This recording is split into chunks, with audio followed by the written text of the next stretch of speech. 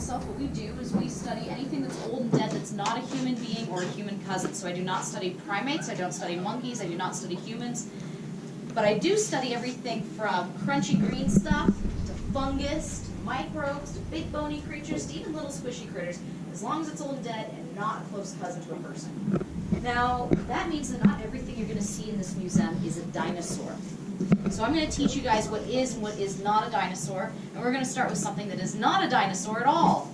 Now, this is an animal called Tylosaurus prorigger. We call her Sophie. Can you guys say hi to Sophie here? Hi, Sophie. Sophie's pretty cool. She is a giant aquatic lizard.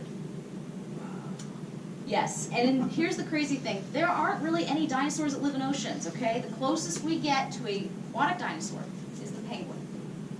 And that's it. What do penguins have to do every year which brings them right back to land? What do you guys think? Breathe. Have babies? But how? How do they have babies? Lay eggs. Lay eggs, that's the problem. Dinosaurs laid hard-shelled eggs, and that means that that tissue is porous, so the baby can then breathe, air comes in, CO2 comes out. If you throw that egg into a bucket of water, what will happen to the baby inside? It'll die, it's going to drown, right? So dinosaurs could not effectively take over oceans the way that whales do. But one of the cool things about being a true reptile, which is what snakes, lizards, and tuatars are, you notice I didn't say crocs. Crocs are actually not genetic kin to these guys. Snakes, lizards, and tuatars can flip-flop between egg-laying and live birth. They do both. And we actually know that mosasaurs gave live birth because we find pregnant ones in the fossil record. So there's ways that their physiology works that's different than a dinosaur. There are other factors at play as well. I'm going to need a helper. A couple helpers. All right, works for me. Come on back here. I want you guys to poke this animal in its forehead. Poke it in the third eye. Sir, ma'am, feel free to come and join aboard. We'll check you guys in at the end. Okay. You just poke that animal in the third eye. That's a light, sensible organ. Gentle though, gentle though. This animal is actually more delicate than you and me. It doesn't have all the flesh and stuff. So go ahead and take your arms out. Here you go. Do you guys have 3 eyes? No. No. And actually your ancestors did long before you were a warm-blooded mammal. When you were flat-footed and deaf as a post. Now that third eye is a metabolism regulating organ. So this animal makes no heat, it cannot sweat, so it cannot cool or heat itself up. So if it gets too hot, it finds shade. If it gets too cold, it finds sunlight. So that is what that third eye is for. You know who will never find a third eye on? You'll never find a third eye on a dinosaur or a croc. It lost them long before dinosaurs are dinosaurs, long before crocs are crocs. Now here's another thing you'll never see on a dinosaur or a croc. Check this out. Pterygoid teeth. Come on up, come on up. Come on in. Join us. Extra teeth on the roof of the mouth. Now, here's the thing. Do you have that? No. Because you're a weirdo. You should have this. If you're a frog or a fish or a lizard, you're going to have pterygoid teeth. Pterygoid teeth are there to add as extra grip. No one wants to choke, right? So that means that this animal could pull food into its throat whole without the food being oriented wrong so it wouldn't get stuck in the throat and cause the animal to choke. Now, show me your teeth. Everyone go grrr. Grrr. How many sets of teeth do humans get? 2. 2, because you're weird. That's not normal. Everybody else on the backbone, doesn't matter if you're a shark or a snake or a dinosaur, you're going to get fresh teeth all the time. That's awesome. So every time you get a cavity, no problem, tooth pops out, brand new one comes in to replace it. Now here's the big problem though. If your teeth are always replacing, can they interlock like ours do? Can they chew?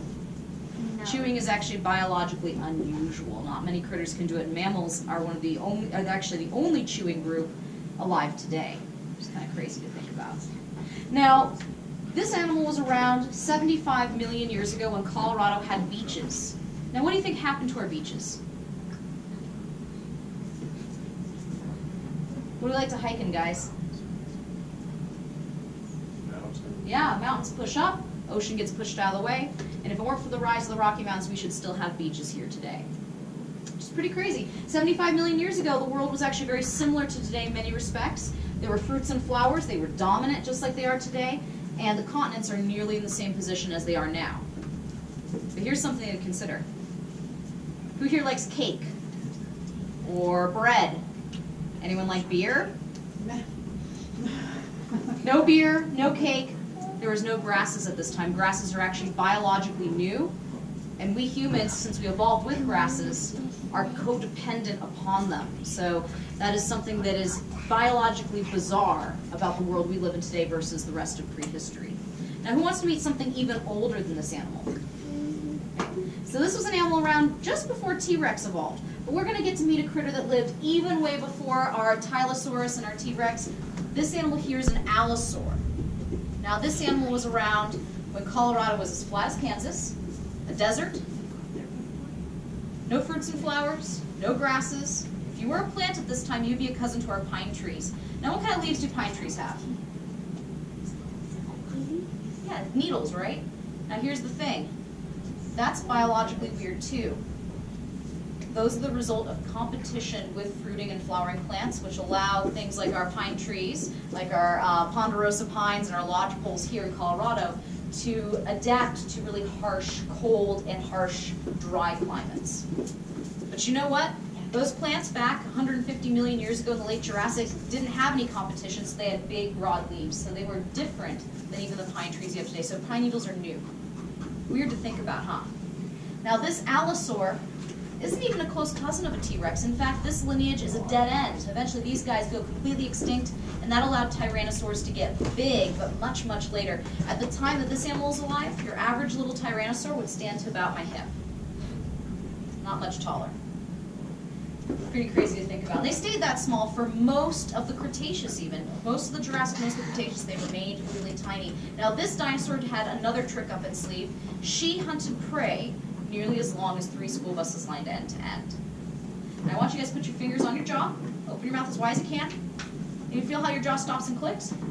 You have a large spur inside of your jaw that limits your range of motion. Now could you grab a hold of a piece of meat on a tummy of an animal that would have been like a giant wine barrel? No. No, you physically couldn't do it, nor could T-Rex. He had a large nub on the end of his jaw to limited his range of motion. But this animal here, you'll see that this nub is greatly reduced, and that allowed our allosaur to get a purchase on the meat of very large animals. So don't let its size fool you. This was a very scary, very powerful predator. Now who wants to take a look at our allosaur's toes? All right, spin around. Let's take a look. And parents, feel free to get closer too. I hope they don't hurt. Well, they don't even have claws on them. But it feels spiky. Is that a spiky thing? Oh, gentle, gentle, gentle, though. Treat it just like a baby bird. Yeah, they have an end to them, kind of like a meat hook, but they're not particularly sharp or pokey. We're going to talk about who has the sharpest teeth in the animal kingdom today, and it's not meat eaters. Now, these toes should look familiar to you. What do you guys think? It's the Something you've maybe eaten? What do you guys think? blood. Here's the thing. Something alive today has toes just like this, and it's something that humans regularly consume. What? There's even a whole holiday devoted to eating creatures with toes just like this. Chicken. What? Yeah, well, chicken toes, right? And I was thinking for Thanksgiving, right?